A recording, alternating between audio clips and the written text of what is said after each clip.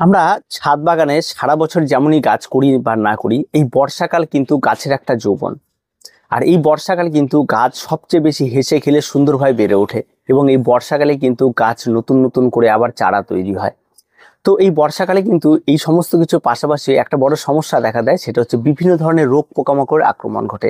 এই রোগ পোকামাকড় বলাটা ভুল হবে, বিশেষ করে ফাঙ্গাল একটা চরম পর্যায়ে আক্রমণ ঘটে। তো আজকের আমাদের বিষয় হচ্ছে এই ফাঙ্গালের আক্রমণ থেকে আমাদের বাঁচা, যে কি করে আমরা এই বর্ষাকালীন এই সমস্ত গাছগুলি থেকে ফাঙ্গাল আক্রমণ থেকে বাঁচবো। এবং এটা কিন্তু শুধুমাত্র একটা গাছে হবে না, আপনার ছাদ বাগানের সমস্ত গাছে এই সমস্যাগুলি একটার পর একটা ধীরে ধীরে আপনারা দেখতে পাবেন।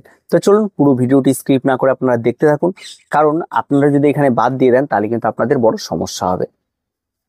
প্রথম যে গাছগুলি নিয়ে কথা বলবো সেটা হচ্ছে যাদের কাণ্ড খুব নরম হয়। যেমন শীতকালীন গাছে কাণ্ড নরমের মধ্যে রয়েছে দোপাটি, রয়েছে জিনিয়া, রয়েছে যেগুলি সাধারণত সিজনাল ফ্লাওয়ার, মানে এই সময় আপনার ফুটে থাকে।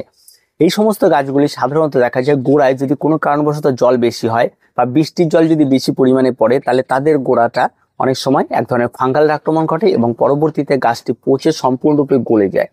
এবং যার ফলে সেই সমস্ত গাছে পরবর্তীতে সে সমস্ত অ্যান্টিফাঙ্গাল বা পেস্টিসাইড স্প্রে করে কোনো লাভ হয় না।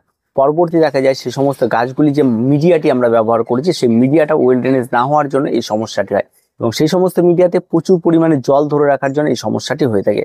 তাই অবশ্যই এই সমস্ত গাছের ক্ষেত্রে কিন্তু আপনাদের কিন্তু যারা করে ফেলেছেন, যাদের জল প্রচুর পরিমাণে পড়ছে, তারা একটু শেডি জায়গায় রাখুন, তাহলে দেখবেন এই সমস্ত গাছে আর কোনো সমস্যাগুলি কিন্তু থাকবে না।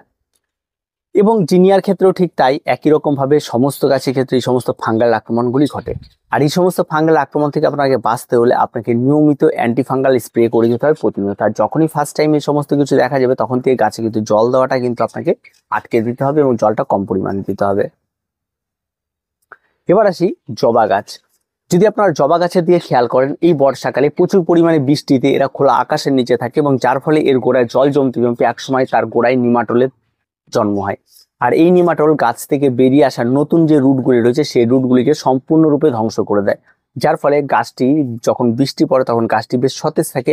আর যখনই এই সমস্ত বৃষ্টি বা মেঘলা কাটিয়ে রোদ ওঠে, তখনই গাছটি আস্তে আস্তে ঝিমোতে থাকে এবং এই ঝিমিয়ে যাওয়াটা আস্তে আস্তে ঝিমাতে ঝিমাতে দেখা যায় পরবর্তীতে তার গাছের পাতা ঝরা শুরু হয়, গাছ হলুদ হয়ে যায়, গাছে ফুল কড়িয়ে আসা সমস্ত কিছু বন্ধ হয়ে যায়। তো এই সমস্যাটা কিন্তু জবা গাছের ক্ষেত্রে এই বর্ষাকালে দেখা দেবে।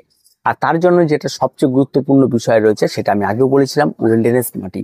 যদি আপনাদের মাটিতে জল ধরে রাখে, আর যদি কন্টিনিউ বৃষ্টি হয়, জল কিন্তু ধরে রাখবে আপনি যত ওয়েল ড্রেনেজ মাটি করুন না কেন। এবার এই সমস্ত সমস্যাগুলি সাধারণত দেখা গেলে প্রথম অবস্থা আপনার জবা গাছগুলি যখনই দেখবেন কন্টিনিউ বৃষ্টিতে ভিজে যাচ্ছে, বা সেক্ষেত্রে আপনারা সেই সমস্ত গাছগুলিকে একটু শেডের নিচে রাখতে পারেন, যে জলটি যেন সম্পূর্ণ বেরিয়ে যায় সেই সময়টি তাকে দিন, সেক্ষেত্রে হতে পারে। বা যদি দেখেন আপনার গাছটি ঝিমিয়ে যাচ্ছে বা নিমাটোল অলরেডি ধরে গেছে, তাহলে আপনি আপনার গাছে ফরাডন ব্যবহার করুন। গাছের গোড়ায় 1 চামচের মতো ফরাডন চারদিক দিয়ে দিন, তাতেই কি হবে, এই সমস্ত নিমাটোলগুলি নষ্ট হয়ে যাবে। বা যদি আপনি নিম পাতা জল আপনি গরম করে নিতে পারেন, সেটাকে ঠান্ডা করে জলে গুলিয়ে নিয়ে সমস্ত গাছের গোড়ায় ঢালতে পারেন, সেক্ষেত্রে উপকার হবে। এবার যদি মাটিতে যদি কোনো ফাঙ্গালের জন্ম হয়ে থাকে, তাহলে অবশ্যই আপনার অ্যান্টি ফাঙ্গাল গুলি এই সমস্ত গাছের মাটিতে ব্যবহার করতে পারেন। এটা গেল প্রথম অবস্থায় কাজ, যখন আপনি প্রথম অবস্থায় টের পাবেন। দ্বিতীয়ত, আপনার যে বিষয়টি রয়েছে সেটা এই সমস্ত গাছের ক্ষেত্রে যদি তাতেও কোনো রকম কোনো কাজ না হয়, তাহলে কিন্তু আপনাকে রিপোর্টিং করতে হবে এই সমস্ত গাছগুলিকে। আর এই রিপোর্টিং করার সময় কিন্তু অবশ্যই আপনাকে একটু সাবধানে থাকতে হবে এবং সমস্ত গাছটিকে তুলে ফেলে সমস্ত গাছগুলিকে অ্যান্টিফাঙ্গালের জলে পরিষ্কার করে ধুয়ে নিয়ে তারপর আপনাকে নতুন মাটিতে করতে হবে। কিন্তু যেহেতু বর্ষাকাল, সেই নতুন মাটি কিন্তু আপনাকে স্টক করে রাখতে হবে। আর এই নতুন মাটি কি করে স্টক করে রাখবেন এবং আগামী সেশনে কি করে এগুলি ব্যবহার করা হয়, তা নিয়ে আমি পরবর্তী একটা ডিটেলসে ভিডিও দিয়ে দেবো, তাতে আপনাদের অনেকটা সুবিধা হবে। তো এই সমস্ত গাছের রিপোর্টিং করলে পরবর্তীতে জবা গাছ আবার ঠিক হয়ে চলে আসে। আবার দেখা যায় কোনো কারণবশত সবকিছু ঠিকঠাক আছে, জবা গাছের পাতা ঝরে পড়ে যাচ্ছে, হলুদ হয়ে যাচ্ছে, গাছের মাথার দিকে পাতা কুঁকড়ে যাচ্ছে, মিলিবাগের আক্রমণ ঘটে, এই সমস্ত কিছু কিন্তু বৃষ্টির জল যদি পড়ে, তাহলে সেই সমস্ত রোগগুলিকে কিন্তু অটোমেটিক্যালি ছেড়ে যায়, এটা কিন্তু বৃষ্টির জলের থেকে হয় না। তো এই সমস্ত গাছের জন্য ওষুধপত্র বর্তমান বাজারে প্রচুর পাওয়া যায়, সেগুলো আপনাকে স্প্রে করবেন। আর নর্মালি যদি নিজে নিজে করতে চান, তাহলে হাত দিয়ে এগুলিকে ছাড়িয়ে দেবেন একটু শ্যাম্পু গুলানো জল নিয়ে, তাতেও কিন্তু ভালো কাজ করে। এবার সর্বোপরি আসে সমস্ত গাছে যে সমস্যাটি দেখা দেয়, তার মধ্যে সবচেয়ে গুরুত্বপূর্ণ যেটা বিষয় দেখা যায়, সেটা হচ্ছে আম গাছের ক্ষেত্রে এই সময় দেখবেন পাতা পুড়ে যাওয়া। এই যে আমগুলো এখন ধরে রয়েছে, আমগুলি যখনই শেষ হয়ে যাবে, তারপরে দেখবেন আম গাছে পাতা পুড়ে যাচ্ছে, বিভিন্ন ধরনের ইনডোর প্ল্যান্ট তাদের পাতা পুড়ে যাচ্ছে, এই সমস্ত সমস্যাগুলি দেখা দেবে।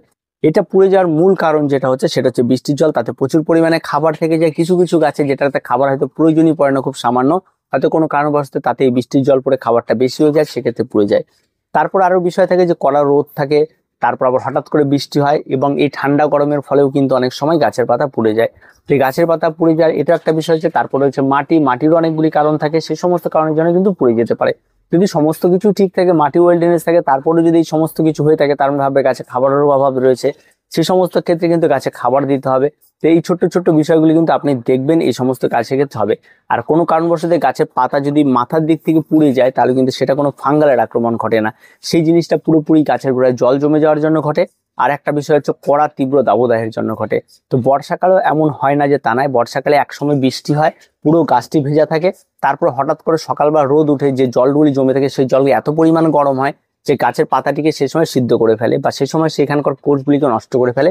পরবর্তীতে রোদেই সেই সমস্ত মাথাগুলিকে নষ্ট হয়ে যায় এবং পরবর্তীতে তারা পোড়া পাতায় পরিণত হয়।